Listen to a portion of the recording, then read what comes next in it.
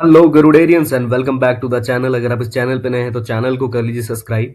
हम यहाँ पर लॉन्ग टर्म इन्वेस्टमेंट्स के रिगार्डिंग डिस्कशंस करते हैं and hardcore equity learning and market analysis करते हैं, ताकि long term investments and stock market के बारे में जो है अपनी नॉलेज को अपन चेरिश कर सकें।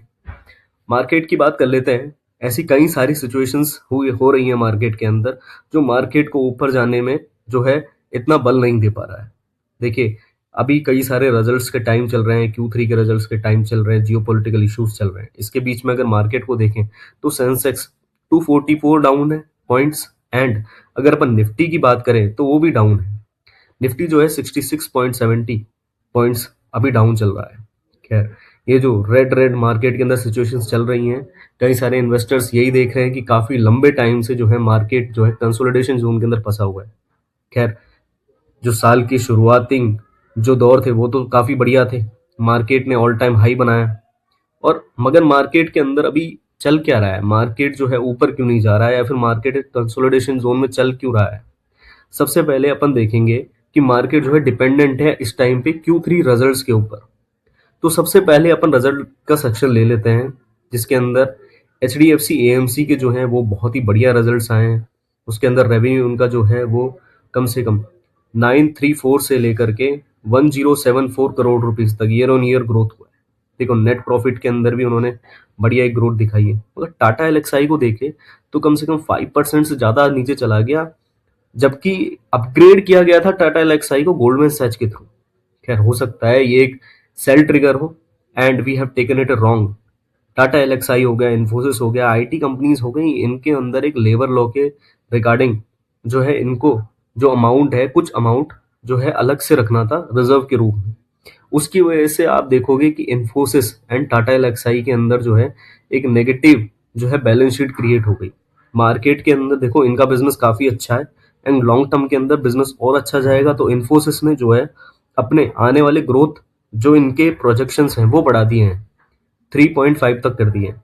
देखो, बड़ी जो कंपनीज होती है ना, उनका जो मार्केट कैप है उसके हिसाब से वो चलती रहती हैं स्लो स्लो, और उनका ग्रोथ भी 2 to 3% का ही होता है। ये अपन को हमेशा देखना चाहिए।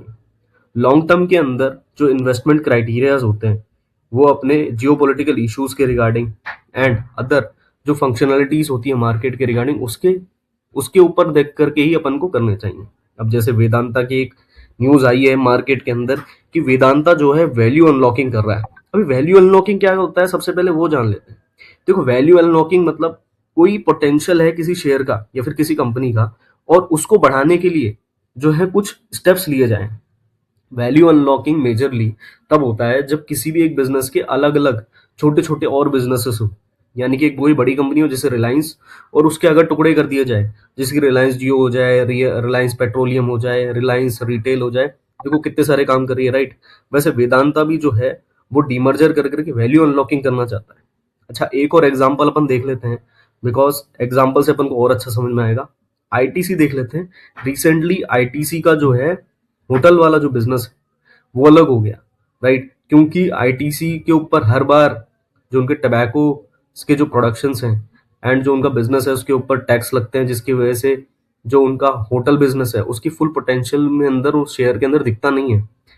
अब उन्होंने वो अलग कर दिया है। अब जैसे होटल बिजनेस अलग हो गया तो वो अलग से ही दिखता है और उसके शेयर्स जो हैं वो ऊपर की तरफ ही बढ़ रहे हैं। वैसे ही वेदांता भी ऊपर चला गया। अब इंडस्ट्री के अंदर ऐसे कौन कौन से चेंजेस आ रहे हैं जिसकी वजह से जो है आगे अपन को देख लेना चाहिए कि वैल्यूज जो है कहाँ क्रिएट होंगे, राइट।